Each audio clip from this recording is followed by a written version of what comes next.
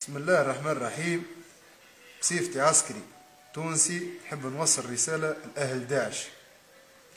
راكم ماكمش رجال وعمركم ما توليوا رجال، تدعيوا بالإسلام والتكبير نهار وليل نهار وليل، الله أكبر الله أكبر، انتم والله ما تعرفوه. انتم قداه كلكم 50 60 70 ألف، نحنا نقولوا عنا 1000 عسكري في جيش تونس، أشرف منكم وأرجل منكم ومستعدين ندافع على أمك وأختك اللي أنت خليتهم طيشة هنا في تونس. إن شاء الله تفهمني يا غالي، يلي تفهم، يلي تدعي بدين الإسلام، يا موسخ يا حوثالة المجتمع، مسخت لنا ديننا قدام العباد الكل. تبيعوا في دين الإسلام هكاكا، تذبحونا في إخواتنا هكاكا، تضربوا في أصحابنا هكاكا. وعلى فكرة ما ضربتوناش وما قتلتوناش هكاكا، قتلتونا بالغدرة.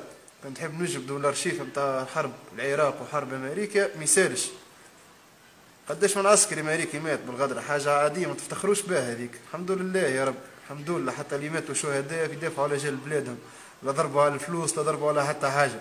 اما انتم ما فيكم حتى واحد راجل ما كسب حتى واحد ريحة الرجولية، وبكلكم ما تنجموا تعملوا حتى حاجة لتونس. تونس هذه ما يمسها حد، عندها رجالها واقفة عليها. ان شاء الله ميساج يوصل لكم يا مخنثين يلي ماكمش رجال. السلام عليكم.